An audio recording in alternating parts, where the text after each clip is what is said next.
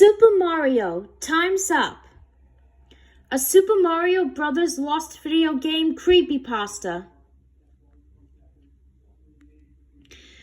I always loved playing Super Mario Brothers on my NES when I was little. It was so fun to get all 8 worlds and have to save the princess over and over again, and found all those cool glitches everyone was talking about. It was spectacular. Recently, my family did a little spring cleaning around the house. I went up to clean the attic and went to my luck. I found my old dusty box containing most of my NES and a few cartridges for it, including my Super Mario Brothers game.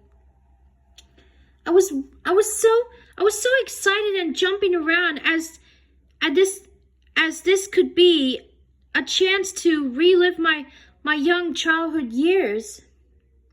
I ran downstairs and hooked up my NES to the television and popped the carnage in.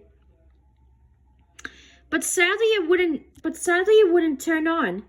I had a good friend who was a really skilled hacker. I handed the old carnage to him and requested that he make the game work. Soon enough he came over and gave the carnage back. It looked brand new. I popped the carnage in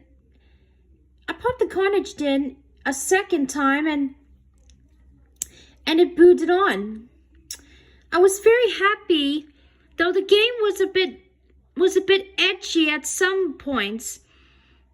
I spent the whole day playing for the game, and once I got to the end and saved the princess, I saw her text box and remembered there was a second quest. I never actually played much of the second quest as a kid, but I was eager to try it to remember what changed.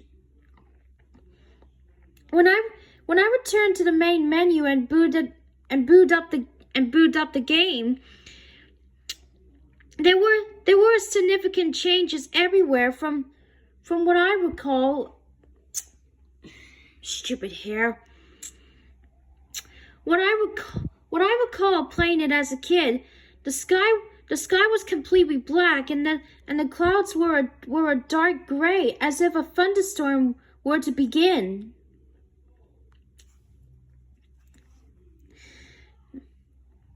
There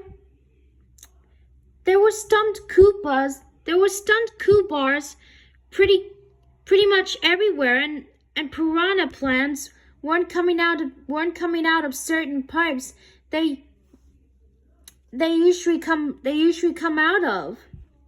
I started walking through World 1-1, which was change in the way I described, and then soon I noticed the timer wasn't counting down, and it was frozen at 666 in game seconds.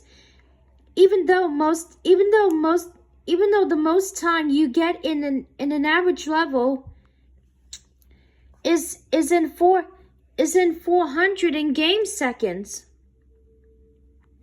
I continued walking for the anonymous level while a low-tone Super Mario Brothers theme played in the background. It sounded almost static. Once I got to the end, I arrived at a very large castle, as if you completed World 1-3. I entered the castle and nothing was there. No enemies, no obstacles. I was just walking through an empty castle. Not to mention, a soft static sound was in the background instead of the usual castle theme.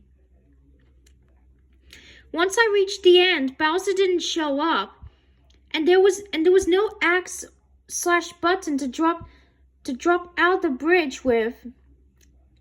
I normally walked into the area where Toad in it, but I couldn't control Mario free. But I could control Mario freely as he talked. But instead of saying thank you,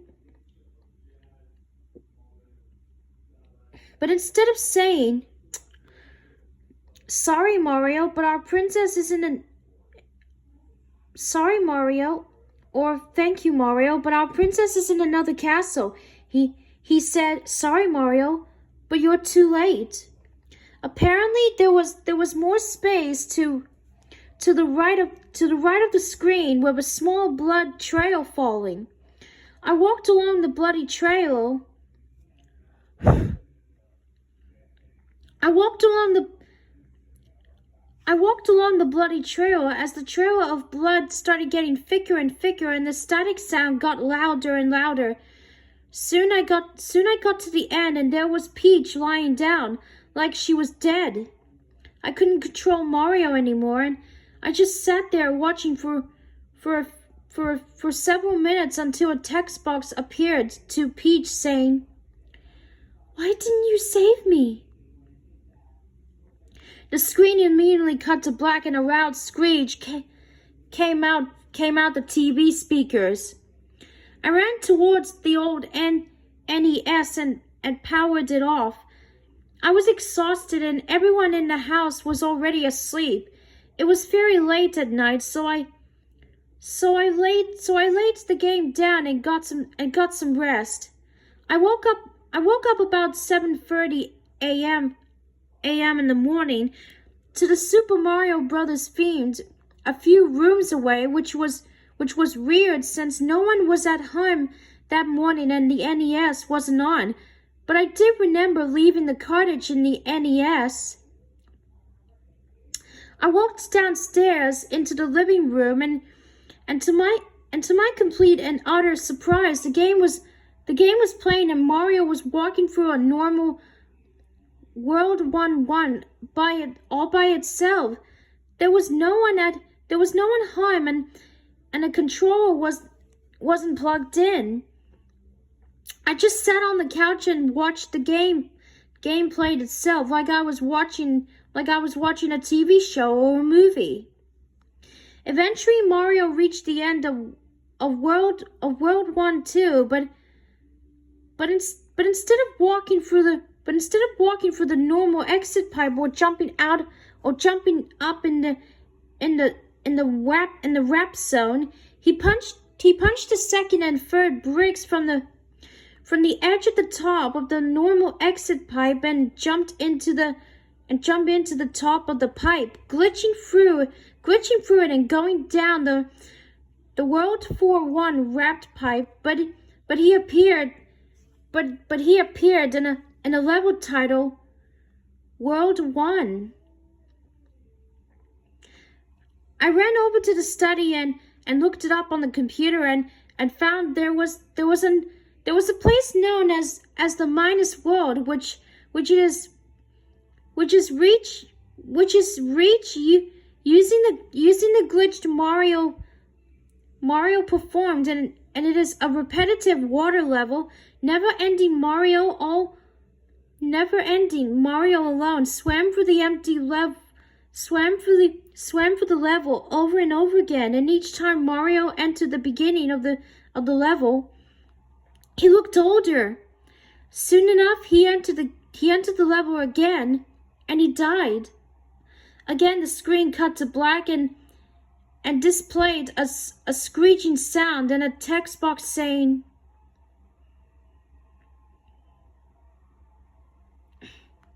"Sorry about that. Stupid glitch again. You can't protect anyone, not even yourself.